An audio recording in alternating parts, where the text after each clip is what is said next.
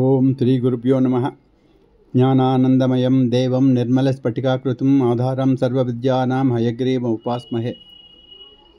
నేను ఇదివరలో స్వామి శివానంద సరస్వతి వారు చెప్పినటువంటి వాయిస్ ఆఫ్ హిమాలయాస్ అని దాని నుంచి కొన్ని విషయాలు చెప్పానండి.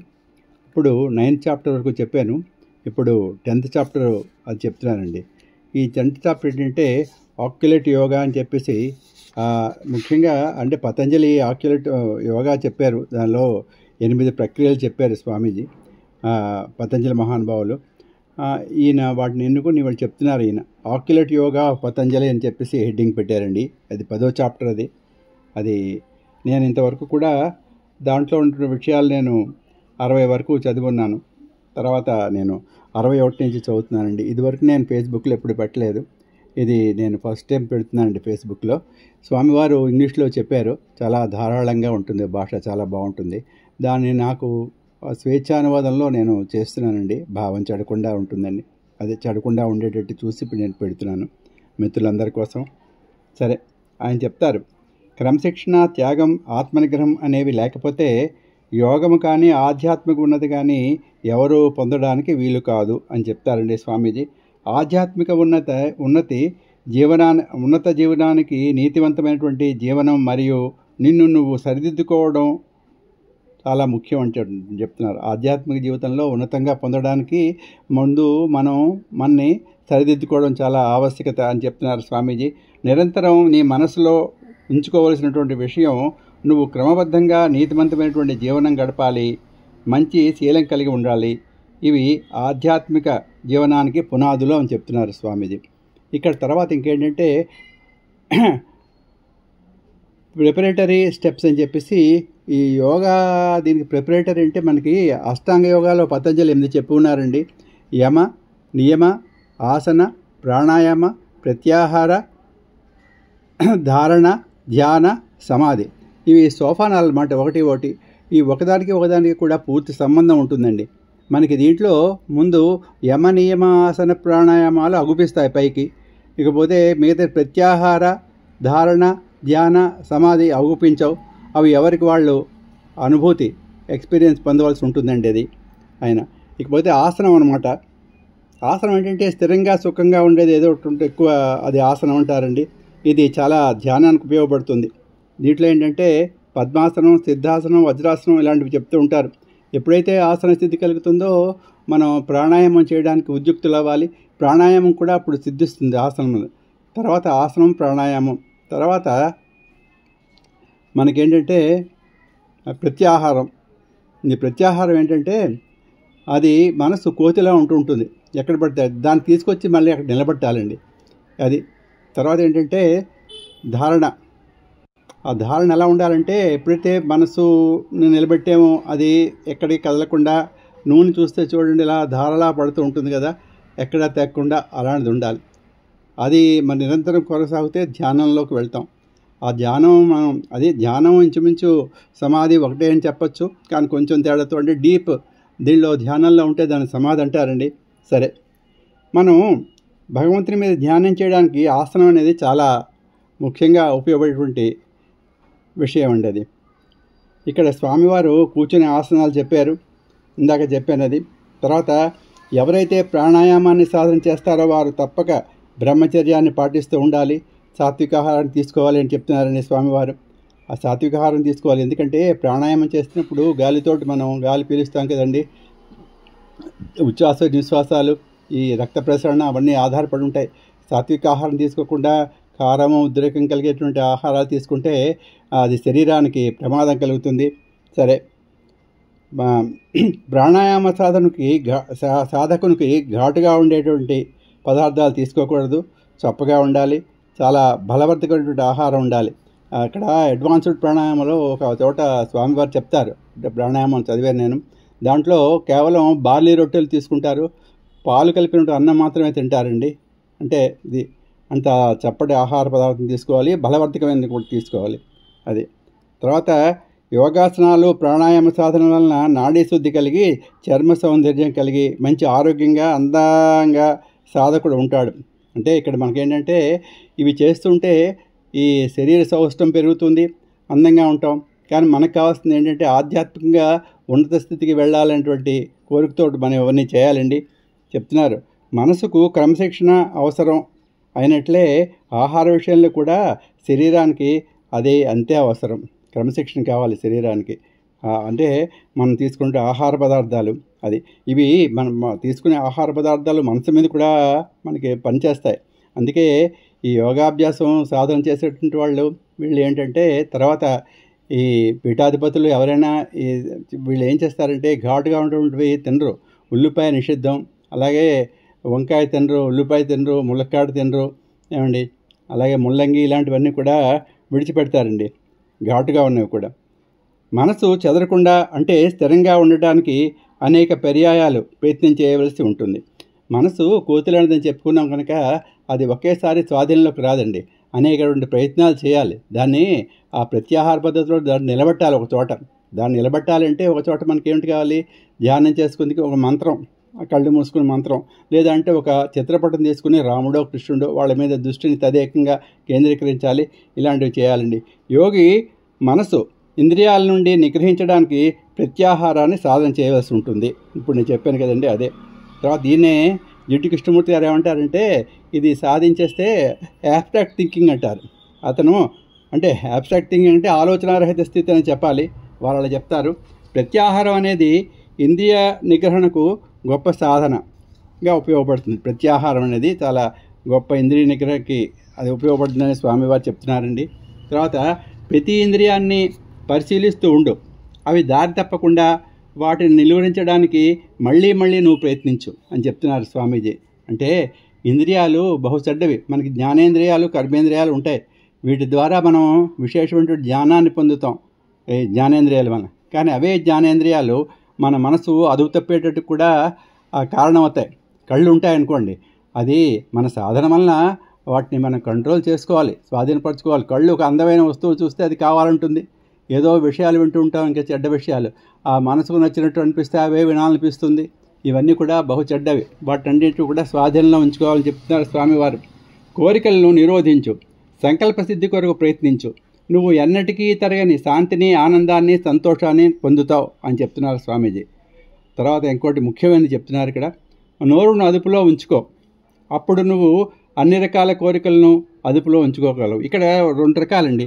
నోరునంటే మనం తినేటువంటి ఆహార పదార్థాన్ని మనం మంచివి అంటే మనకి ఉద్రేకం కలిగించినవి కూడా సాత్విక ఆహారం తీసుకోవాలి. ఇక్కడ మన గుణాలు సాత్వికం, రాజసం, తామసం అని ఉంటుంది. మనం సాత్విక ఆహారం తీసుకుంటే మనసు చాలా సాత్వికంగా, నిర్మలంగా ఉంటుంది. అది చాలా ఉపయోగం సాధన, ఆధ్యాత్మిక సాధనకి, యోగికు కూడా. నోరు అదుపులో ఉంచుకోవాలంటే మనం ఇష్టం వచ్చినట్టుగా మాట్లాడకూడదండి. నాలిక ఉంటుంది, అది చాలా. అందుకైతే మనం ఆ సందర్భానికి తగ్గట్టుగా మనం మాట్లాడాలి. ఎవరిని కూడా కష్టపెట్టేటట్టు మనం మాట్లాడకూడదండి. సరే, తర్వాత చెప్తున్నారు, ఇంద్రియ సుఖాలను, రుచులను అరికట్టలేని ఎడల ఇంద్రియాలపైన విజయం పొందలేవు అంటున్నారు. ఇంద్రియ సుఖాలను అంటే ఇంద్రియ సుఖాలు మనం ఇప్పుడు మనం ఏసీ కావాలనుకోండి, ఏసీ కావాలి. చలికాలం మనకి వేడిగా ఉండాలి, ఏమండి. తర్వాత నోరుకి రుచులు, పలానా తీపి కావాలి, పులుపు కావాలి, కారం కావాలి, షడ్రుచులు, ఇవన్నీ.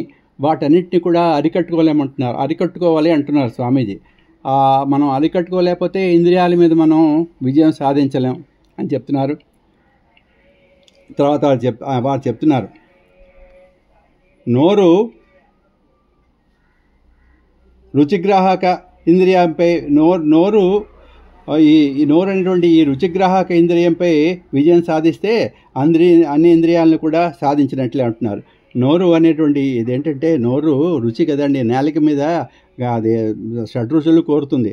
అవి మనం ఈ ఆధ్యాత్మిక చింతనకి వాటికి అవసరమైనటువంటి సాత్విక ఆహారం తీసుకున్నట్టయితే మనకి అప్పుడు చాలా ఉపయోగం అని చెప్తున్నారు. అన్ని ఇంద్రియాలని జయించినట్టు అంటున్నారు. అంటే ఇవన్నీ కూడా జనరల్గా ఏంటంటే కళ్ళు, ముక్కు, చెవులు, జ్ఞానేంద్రియాలు అన్నీ కూడా మనం తినే ఆహారాన్ని బట్టి మనలో ఉన్న ఆలోచనలు అవి వస్తూ ఉంటాయండి. మనసు దాన్ని బట్టి అలా ప్రయాణం చేస్తూ ఉంటుంది. అంచేత ఆయన అలా చెప్తున్నారు స్వామీజీ. ఇంద్రియాలు అన్నింటినీ కూడా ప్రత్యాహారం ద్వారా నిరోధిస్తే మనసు ఏకాగ్రతను పొందుతుంది. ఇప్పుడు చెప్పాను కదండి, మనం అంతా కూడా ఒక చోట తీసుకుని రావాలి. ఈ కళ్ళు ఇలా పరిగెడుతూ ఉంటాయి, కళ్ళు మూసుకోవాలి, ఏమండి.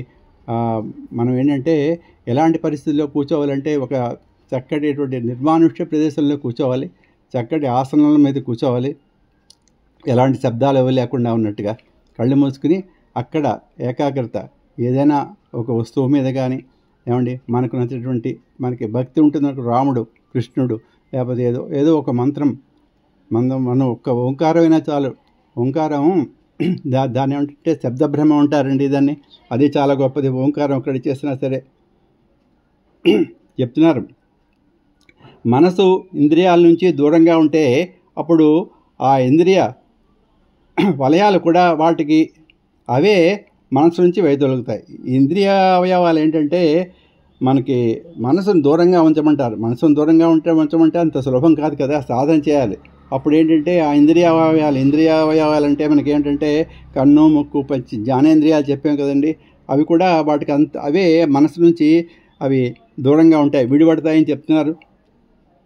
పరిశీలన, మననం, నిస్వార్థ సేవ, జపం, ధ్యానం అనేవి మనసును స్వాధీనంలో ఉంచుకోవడానికి ఉపకరణాలు అంటున్నారు. కొన్ని ఉపకరణాలు చెప్పారు స్వామీజీ. అవి వాటి మీద మనం పరిశీలన చేయాలి. అది ప్రార్థన, దయ, ధ్యానం, అహింస, బ్రహ్మచర్యం వలన మనస్సు పరిశుద్ధమవుతుంది. అది మనసును పరిశుద్ధం చేసుకోవాలో స్వామీజీ చెప్తున్నారు.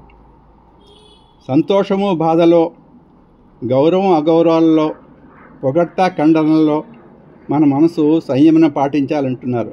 అది కోల్పోరాదు, సమస్థితిలో ఉండాలని చెప్తారు కృష్ణ భగవానుడు. భగవద్గీతలో కూడా అదే చెప్తారు అర్జునుడికి. మనం ఎవరో పొంగిస్తే పొంగిపోకూడదు, తిట్టారు కదా అని కృంగిపోకూడదు, ఏమండి సమస్థితి చేయాలి. తర్వాత చెప్తున్నారు స్వామి, ధ్యానం చేయడానికి ముందు సాధకుడు అలవరుచుకోవలసినటువంటి విషయాలను స్వామి వరుసగా చెప్తున్నారండి ఇక్కడ.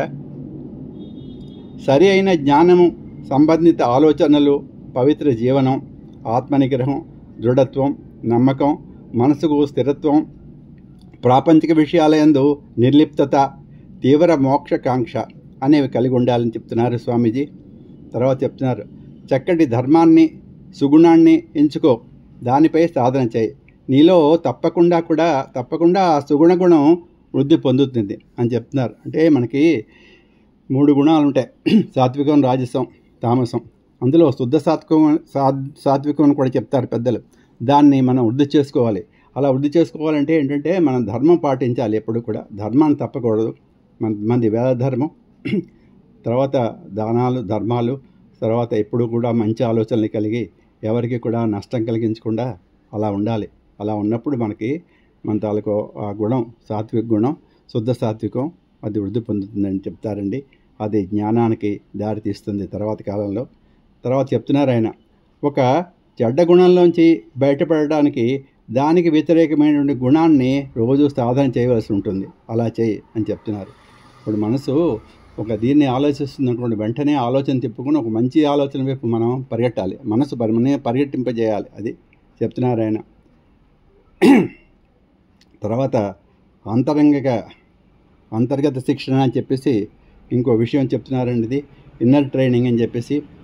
అసలైన విజయం మనస్సును ఏ విధమైన అలజడులు, ఆలోచనలు లేకుండా చేయటమే. అది విజయం పొందడం అంటే మన మనస్సును మనం స్వాధీనంలో ఉంచుకోవడం. ఆ మనసులో ఏ విధమైన అలజడులు ఉండకూడదు, చాలా శాంతియుతంగా ఉండాలి, మంచి ఆలోచనలతో ఉండాలి. అది నువ్వు ఎప్పుడైతే మనస్సును స్వాధీనంలో ఉంచుకోగలుగువో అప్పుడు ఈ ప్రపంచాన్ని జయించినటువంటి చక్రవర్తితో సమానం. అదండి మనస్సును స్వాధీనంలో ఉంచుకున్న వాళ్ళకి ఏంటంటే ఆయన చెప్తున్నారు, ఆ చక్రవర్తి అంత గొప్పవాట ఆ స్వాధీనంలో ఉంచుకున్నవాడు. తర్వాత ప్రాణాన్ని, శరీరాన్ని స్వాధీనంలో ఉంచుకోవడం కన్నా మనస్సును స్వాధీనంలో ఉంచుకోగలగడం చాలా గొప్ప విషయం, చాలా కష్టమైనది కూడా అండి ఇది. చూసారా, ప్రాణాన్ని, శరీరాన్ని స్వాధీనంలో ఉంచుకోవడం కన్నా మనస్సును స్వాధీనంలో ఉంచుకోవడం చాలా గొప్ప విషయం. అదే అందుకే ఇప్పుడు సాధనలన్నీ కూడా ఆ మనస్సును ఎలా నియంత్రించాలి అనేటువంటి విషయం మీదే జరుగుతుందండి. ఈ మనస్సే మనిషి స్వేచ్ఛకి, బంధనానికి కూడా కారణం. రెండిటికి ఇదే మనస్సే మనకి అన్నిటికీ కూడా కారణం అదే. ఆ మనస్సును జయిస్తే మనం ధ్యానంలోకి వెళ్ళిపోతాం. మనస్సును జయించలేకపోతే మనకి ఏదో కట్టుబడిపోయి ఏదో ఇప్పుడు ఒక విషయం ఉందనుకోండి, మనసు దాని గురించి ఆలోచిస్తూ ఉంటుంది. అది పొందడానికి ఏం చేయాలి, రకరకాల ఆలోచనలు వస్తూ ఉంటాయి. అవి కాకుండా ఆలోచన లేకుండా మనసుని ఆధ్యాత్మిక చింత వైపు ఎప్పుడైతే మరలిస్తామో అప్పుడు మనకి ఏ విధమైనటువంటి ఆలోచనలు చెడ్డవి ఉండవు. అది ఆ బంధ విముక్తి అని చెప్తున్నారు దానికి స్వామీజీ. అసలైన యుద్ధం అంటే మనసుతోటే, ఇంకా దేనికే కాదు. యుద్ధం అంటే ఏదో కత్తులు పట్టుకుని ఎవరి మీదకో వెళ్ళడం కాదు. అంటే నేను చెప్తుంది ఆధ్యాత్మికంగా మోక్ష సాధనకు చేసేటువంటి జ్ఞాని చేసేటువంటి పని అన్నమాట. అది మనసుతోటి యుద్ధం చేయాలి జ్ఞాని అనేవాడని. అది సాధన వలన మనస్సును స్వాధీనంలో ఉంచుకుంటే అది నిశ్శబ్ద దేవాలయం తెరవడానికి ఉపయోగపడేటువంటి ఒక తాళం చెవి లాంటిదని చెప్తున్నారండి. ఆ మనస్సును స్వాధీనంలో ఉంచుకోమంటున్నారు.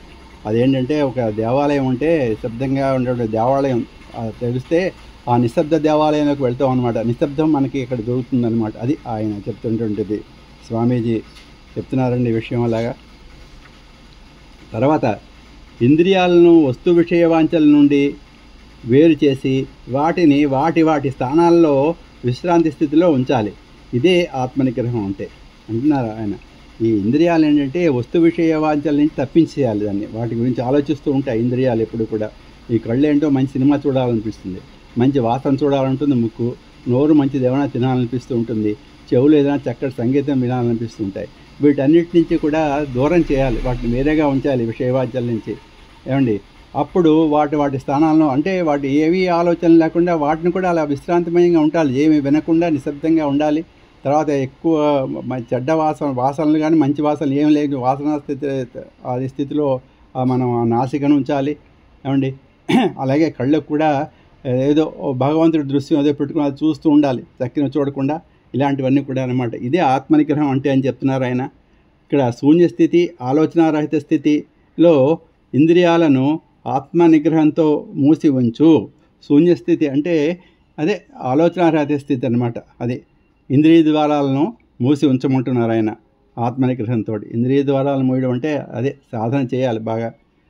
ఆత్మనిగ్రహం అనేది దయా మోక్షానికి ముఖ్యంగా అవసరమైనది అని చెప్తున్నారు. నిర్లిప్తత కావాలి ఏదైనా సరే. మనసును ప్రాపంచిక విషయాల నుండి, ఇంద్రియ వాంఛల నుండి ఆత్మనిగ్రహం కాపాడుతుందని చెప్తున్నారు ఆయన స్వామీజీ. నేను ఇక్కడితో ఆపుతున్నానండి. శుభం భూయాత్.